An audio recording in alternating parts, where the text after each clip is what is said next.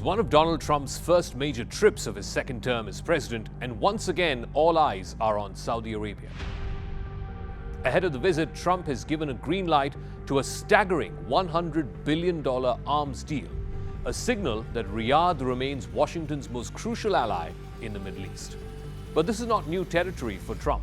In fact, during his first term in 2017, Saudi Arabia was the very first foreign destination that he chose after taking office. It was a powerful statement about the kingdom's importance to the Trump administration. Trump's ties with the royal kingdom run deep, and they're also deeply personal. Trump's businesses have long had lucrative connections with wealthy Saudi investors, including from the royal family. Trump's son-in-law, Jared Kushner, enjoys close relations with Crown Prince Mohammed bin Salman, a bond that has translated into billions of dollars of investments into Kushner's private ventures even after the Trump presidency ended in 2020. But the importance of Saudi Arabia continues into Trump's second term. In a striking shift in global diplomacy, Riyadh recently hosted the first ever direct meeting between American and Russian officials. It was the first time that diplomats from Moscow and Washington had met since the start of the Ukraine war. The fact that the venue for this was Riyadh for a first-of-its-kind event underscores Saudi Arabia's emerging role as a geopolitical kingmaker.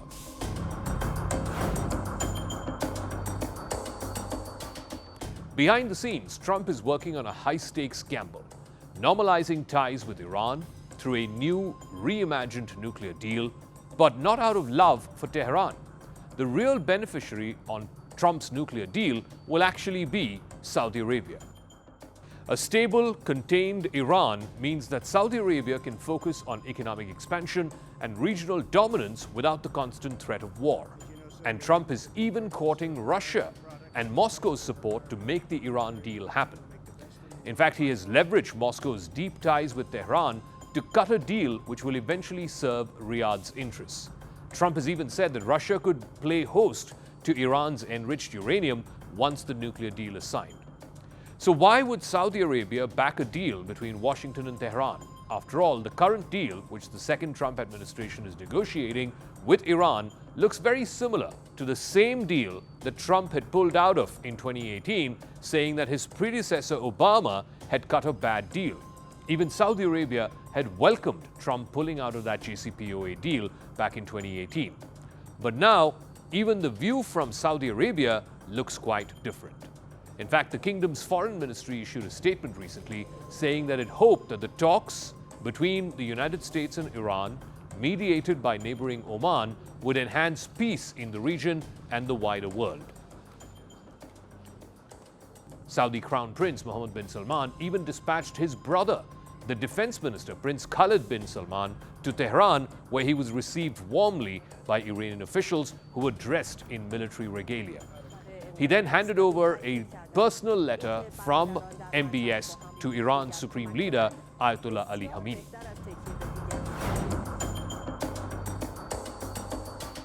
In his first term, Trump brokered what is famously called the Abraham Accords, normalizing relations between Israel and key Arab countries like the UAE and Bahrain. This was seen as a seismic shift in Middle Eastern diplomacy. But the crown jewel of all of this deal-making was still elusive, which is a formal diplomatic agreement between Israel and Saudi Arabia.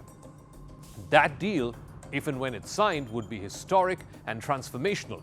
But that deal has been stalled by the ongoing war in Gaza, in which more than 50,000 Palestinians have been killed by Israeli forces.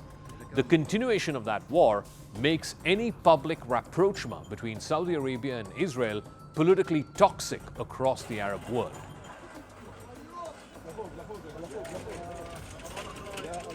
For America and for Trump personally, bringing Saudi Arabia and Israel together is not just about peace, it's about redefining alliances in the Middle East. It's about isolating Iran and creating a new American security architecture in the Middle East with Saudi Arabia as the anchor. So what changed? Relations between Saudi Arabia and Iran have warmed up over the past decade. As important as it is, Saudi Arabia is in the middle of an economic diversification program. The Crown Prince, MBS, wants to transform his kingdom from being overly dependent on oil. He wants to make it into a business, technology, and tourism hub. The prospect of Iranian drones and missiles flying over Saudi Arabia will pose a serious threat to MBS's economic plan. Iran and the United States wrapped up a second round of diplomatic talks just in these last few days over Tehran's nuclear activities. This now sets the tempo for rapid-paced negotiations between Tehran and Washington. Trump, though, has been pretty vague about the objectives of this deal, other than to repeat time and time again that the ultimate objective is that Iran must never get a nuclear bomb. But Iranian officials say that the deal that is taking shape and the one that they are engaged in with Washington would not explicitly require them to dismantle the entire nuclear infrastructure in that country.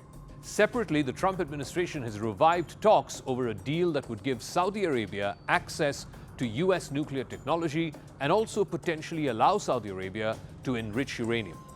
Arab states, including Saudi Arabia, Egypt, Jordan, Qatar, and Bahrain, have all welcomed these talks, preferring diplomacy to an escalating conflict. But it's not quite as simple as that, because in 2023, Iran and Saudi Arabia announced a formal reconciliation. That was mediated not by the United States, but by China. By then, Prince Mohammed bin Salman's foreign policy had shifted towards calming down regional conflicts. Saudi Arabia is a key US ally. It's also a prime target for retaliation when Iran seeks to strike American interests. Saudi Arabia's proximity to Iran makes it easy for Iranian proxies like Hamas, the Houthis, and Hezbollah to attack.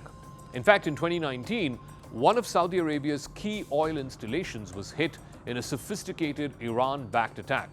Saudi officials have lamented that episode taught them the limitations of their American alliance, and that episode pushed the Saudi Arabian kingdom towards talks and a normalization of ties with Iran rather than continuing with a protracted conflict. For Trump, this would be the ultimate legacy, a peace deal that has eluded every US president before him. This is more than diplomacy, it is unfinished business, a personal crusade to reshape the Middle East, redraw alliances, and secure his own place in history. But in a region where loyalties shift like the desert sand, even the best laid plans can vanish with the desert wind.